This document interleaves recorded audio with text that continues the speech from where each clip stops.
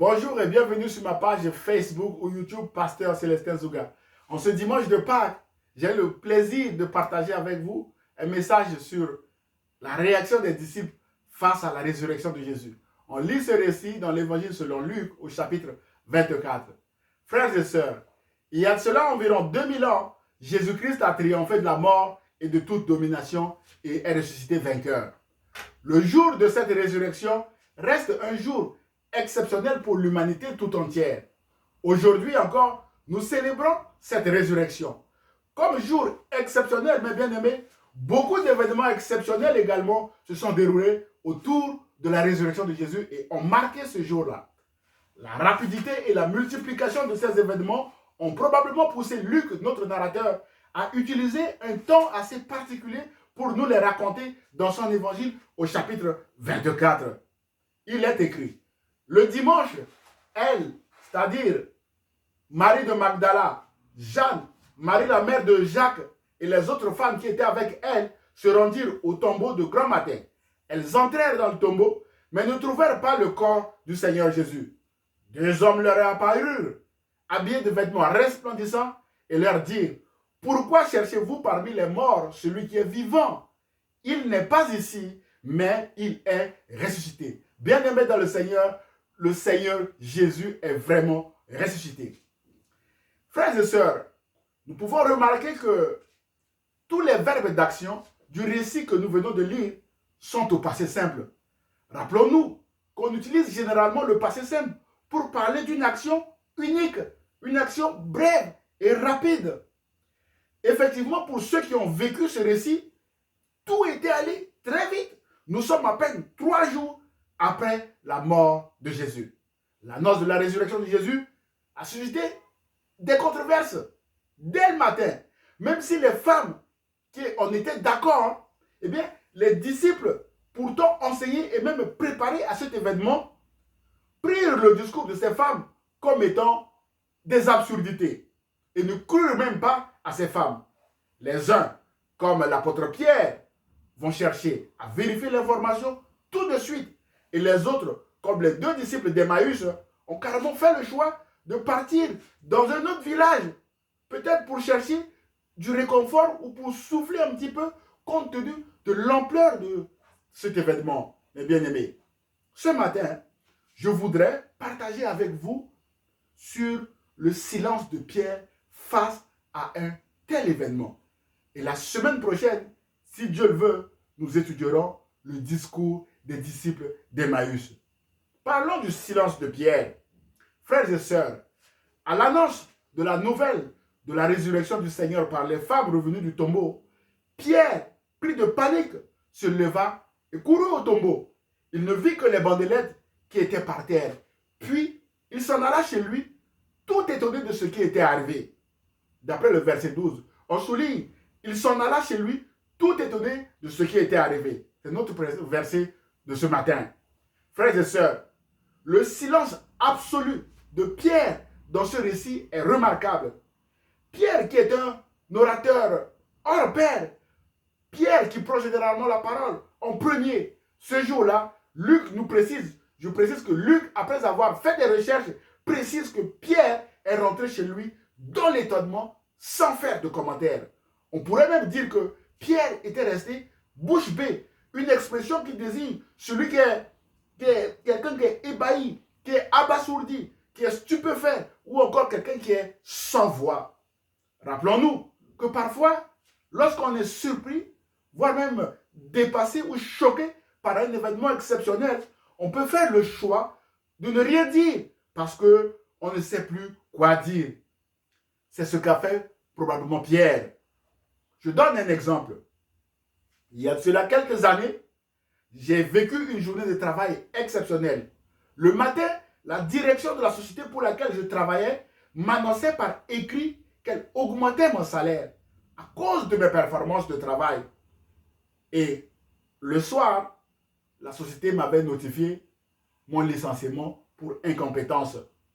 Évidemment, j'avais été tellement choqué par cette décision incompréhensible qui me laissait sans voix que le soir venu, je n'avais plus les mots pour expliquer ma journée de travail à mon épouse. J'étais donc resté bouche bée le temps de digérer cette mauvaise nouvelle. Je m'étais retrouvé, bien aimé, bien évidemment, au chômage pendant quelques mois. C'est pendant cette période que je m'étais beaucoup plus rapproché de Jésus en priant et en lisant régulièrement la Bible ou des livres chrétiens d'encouragement, etc. Et c'est pendant cette période, mes bien-aimés, que j'avais reçu mon appel de partir à l'école biblique au Canada pour me préparer au ministère. Plus tard, Dieu m'a restauré, j'ai retrouvé du travail avant même de partir au Canada. Ce travail était à 5 minutes à pied de chez moi, ce qui est un véritable luxe en France. En définitive, mes bien-aimés, tout ce qui a été fait pour me détruire, tout ce qui a été fait pour m'abattre, tout ce qui a été fait pour me faire tomber complètement par terre, Dieu a fait concourir tout cela à mon bien. Aujourd'hui, je vous donne ce témoignage avec plaisir afin de vous exhorter que c'est l'événement le plus incompréhensible de votre vie qui va vous rapprocher de Dieu. Ou c'est l'événement le plus incompréhensible de votre vie qui va vous faire entrer dans votre appel. Dans tout ce qui s'était passé du vendredi saint au dimanche matin, mes bien-aimés, Jésus était dans son appel en restant obéissant à Dieu le Père et on était sorti vainqueur, mes bien-aimés. C'est pourquoi aussi Dieu l'a souverainement élevé et lui a donné le nom qui est au-dessus de tout nom, afin qu'au nom de Jésus, tout genou fléchisse dans les cieux, sur la terre et sous la terre, et que toute langue confesse que Jésus-Christ est Seigneur à la gloire de Dieu le Père. Philippiens chapitre 2, versets 9 à 11. Frères et sœurs, sans être dans le déni, peut-être que vous êtes en train de traverser en ce moment une ou plusieurs situations difficiles qui vous rendent silencieux ou silencieuse, ou bouche bée, ou qui vous laissent sans voix en ce moment. Rappelez-vous que Pierre a déjà vécu cette situation.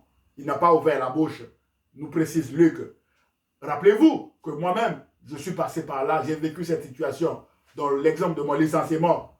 Rappelez-vous que Jésus lui-même a aussi vécu cette situation, car dans le procès qui l'a conduit à la croix, Jésus a gardé le silence devant le souverain sacrificateur. Matthieu chapitre 26, verset 63. Jésus a gardé le silence devant Ponce Pilate.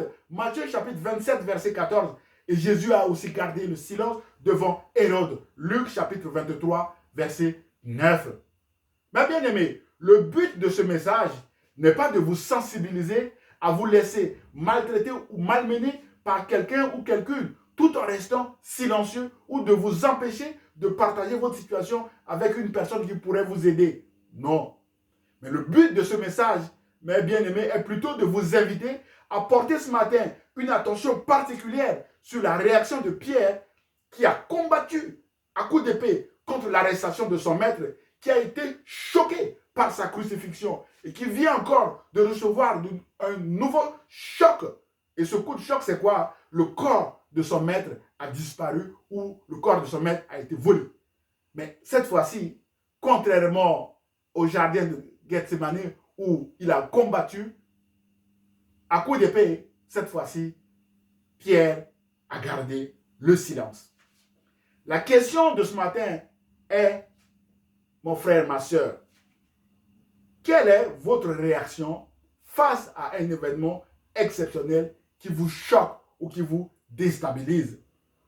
Allez-vous garder votre calme, votre silence, ou allez-vous tenir un long discours en allant de gauche à droite, comme les disciples d'Emmaüs que nous étudierons la semaine prochaine?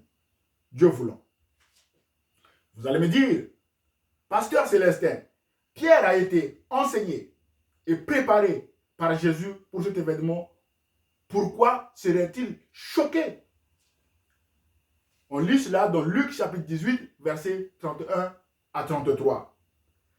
Frères et sœurs, encore aujourd'hui, dans certaines cultures, quelques jours après un enterrement, il est d'usage que la famille proche se rende au cimetière pour arranger la tombe ou mettre une inscription du type « Ici repose », etc.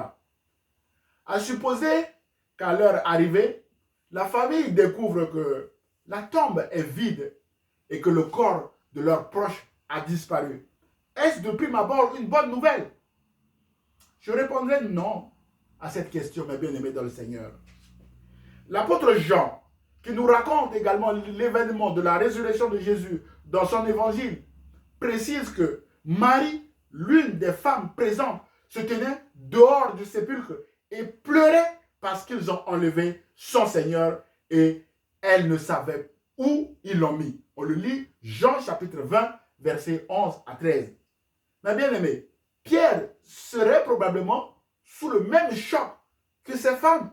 Et Pierre a choisi de rester bouche bée dans son étonnement. La bonne nouvelle est que Jésus est apparu à ces femmes, puis à Pierre, aux 11 et aux autres disciples rassemblés ce soir-là, alors même que les portes et les fenêtres de la maison où ils se trouvaient étaient fermées avec un message. Jésus est apparu avec un message de paix en leur disant que la paix soit avec vous. Luc chapitre 24, les versets 33 à 36. Voilà le message que je voudrais partager avec vous en ce jour, en ce matin de Pâques, en ce jour de Pâques. Mais bien aimés, au-delà de vos problèmes, au-delà de vos difficultés, au-delà des murs visibles et invisibles de votre prison, au-delà des obstacles qui vous laissent sans voix, que la paix soit avec vous, mes bien-aimés dans le Seigneur. Jésus veut vous donner sa paix maintenant. Dans ce récit, nous apprenons que Jésus, mes bien-aimés, peut traverser des objets solides tels que les murs et les portes fermées.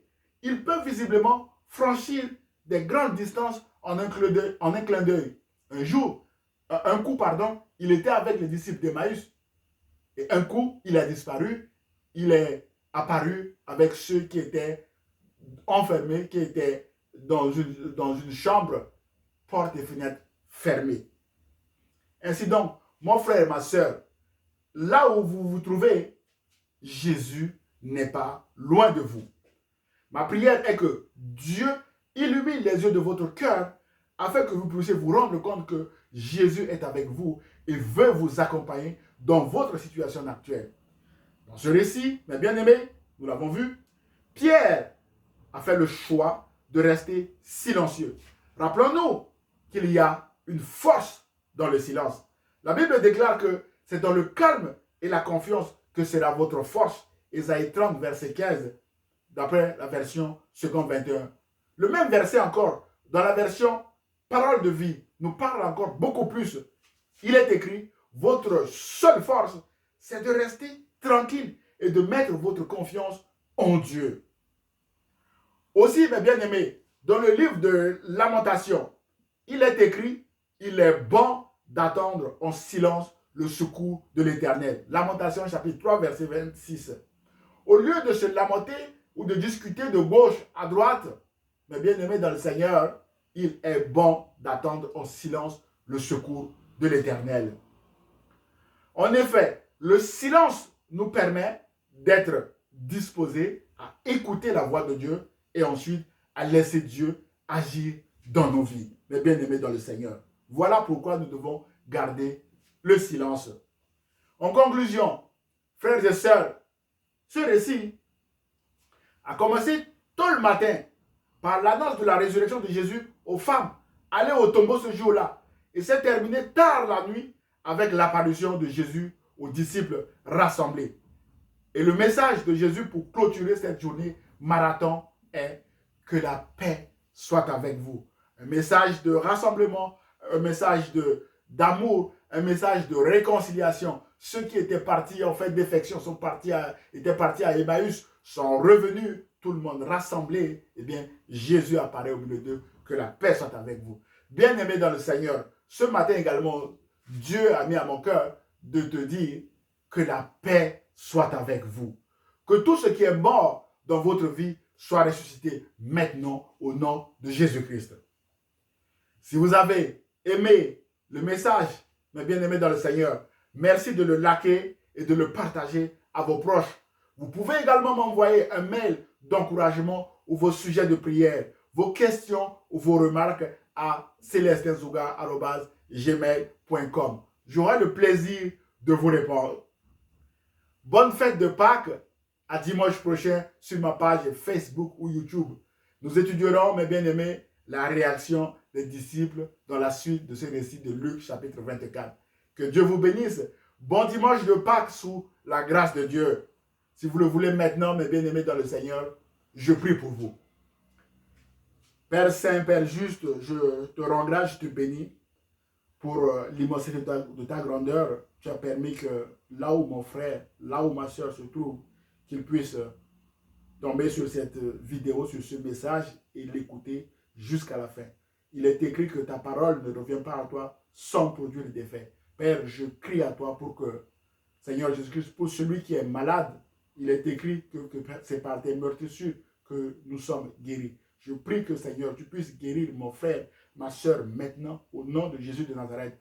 Pour celui qui cherche du travail, Seigneur, l'homme ne peut recevoir que ce qui vient d'en haut. Je prie pour que tu donnes du travail à mon frère et à ma soeur. Père, je prie également, Seigneur, en ce dimanche matin, pour celui qui est accablé par tout autre sujet. Jésus-Christ, accorde à cette personne, Seigneur, qui vient d'écouter ce message, ta grâce et que ta grâce l'accompagne tous les jours de sa vie. Père Saint, Père juste, je te remercie pour tout ce que tu fais dans nos vies. Merci de glorifier ton nom encore à travers ce message. Merci aussi de bénir, de donner ta paix et de bénir mon frère et ma soeur au nom de Jésus de Nazareth. Soyez bénis, mon frère et ma soeur, au nom de Jésus. Amen. Bon dimanche de Pâques et à dimanche prochain sur ma page YouTube ou Facebook. À très bientôt, mes frères et sœurs. Au revoir.